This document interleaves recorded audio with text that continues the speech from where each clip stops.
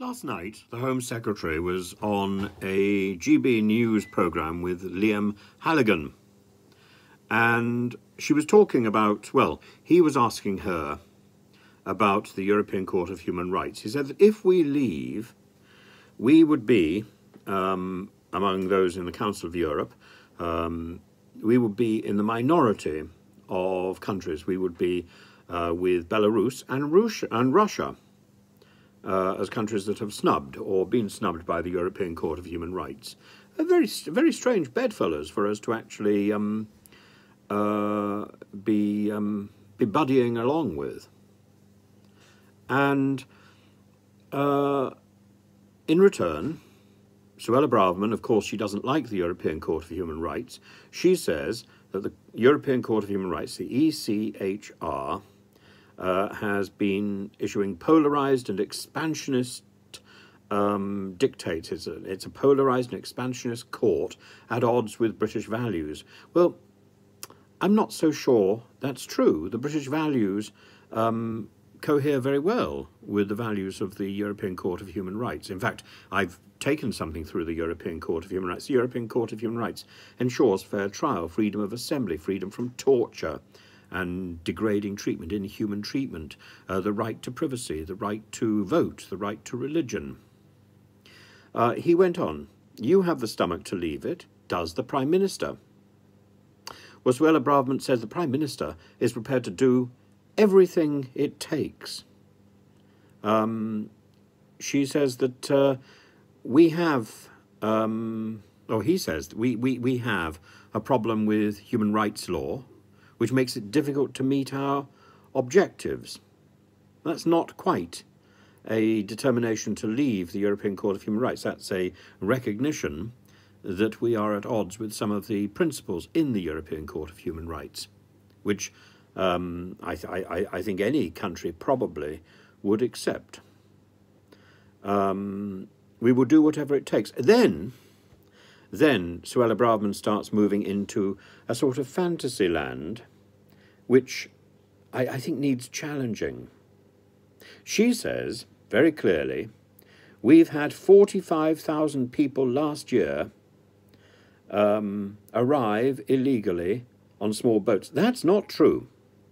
That is demonstrably not true. Now, what's not true? There may well have been 45,000 people arriving across the channel on small boats. It is not true that they were illegal. First of all, under the 1951 Refugee Convention that we signed, and in fact we partly drafted, it's very clear that anybody who is an asylum seeker is not judged on the way that they reach the country. Number one. Number two, on the 23rd of November 2022, last year, at a parliamentary committee, a select committee, Tim Loughton, a Conservative MP, asked Suella Braverman herself a hypothetical question. If he was a young male African seeking asylum, what safe route was there for him to move from Africa to the UK? She conceded there was no safe route. So she said that he should cross the channel, effectively in a small boat, and then appeal for asylum once he got to the UK shores. She has endorsed, personally, endorsed and on record the route that she is now declaring is illegal. So in other words, it may be deemed illegal, let's say from a law which passes in 6 months' time. Then it may be considered illegal. But at the moment, not only is it not illegal, but she has endorsed it. So for her to turn round and say that there were 45,000 illegal crossings over the channel is for her to live in some sort of legal cloud cuckoo land. It is a nonsense statement. She knows it. And it doesn't matter how often she repeats it, it is a nonsense statement because she is on record endorsing precisely that route. So either she is endorsing illegality, in which case she needs to clear off out of the ministerial ranks, or it is not illegal. One or the other. One or the other. So she's either inviting people to do something which is illegal, or she's wrong in her definition. It's not illegal. It cannot be both. Then, to make this much, much worse, if we go to what Rishi Sunak said a while ago now, he said it very clearly. Again, it's on television. Again, you can find it on YouTube. He said the most pressing issue now, he said it in a speech, but he's been saying it routinely at the dispatch box. The most pressing issue now for people across the UK is stopping migrants in small boats, stopping illegal immigration. Surely the most pressing issue for people at the moment across the UK is the cost of living, is the rise in mortgages. And both of those things could arguably be said to have occurred because of the mismanaged Brexit, because of the oven-ready Brexit that Boris produced, which wasn't oven-ready and wasn't actually a proper Brexit anyway. It was a mismatch. It was a mess. Now, we could blame Mrs. May, we could blame Boris, we could blame Cameron for even having the referendum. But where do the small boats come from? Because there weren't any small boats when we had the referendum. That was in 2016. The small boats didn't really start until 2018. Then it was a trickle. The huge numbers of small boats weren't happening until 2019, 2020. Why were they happening? They were also a direct result of the mismanaged Brexit.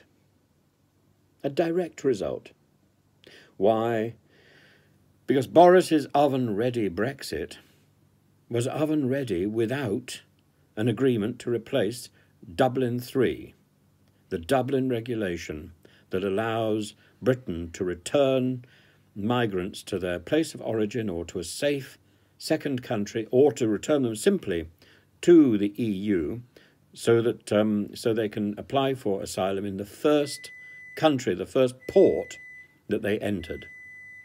Without that agreement in place, what can we do? What can we do? That agreement has kept our shores free of boats for many years. This is a matter of closing the stable door after the horse is bolted. It's a matter of pointing the finger and saying the ministerial decisions indicate rank and utter stupidity on the part of top ministers, particularly top ministers who are talking about oven-ready deals. If those deals were not ready, this is about Lord Frost. This is about the people who were negotiating, who didn't do their job. It's not about whether we should or should not have Brexit. I have my own opinion on that. But having taken a decision to have Brexit, having decided that an advisory referendum was actually a de facto result, having decided that, we should have gone ahead and done it properly, and made sure all the T's were crossed, all the I's dotted. We didn't. We were distracted. And it's not the job of ministers and Parliament to be distracted. It's the job of Parliament to fix problems. If it can't fix those problems, then it needs to make way for a better Parliament.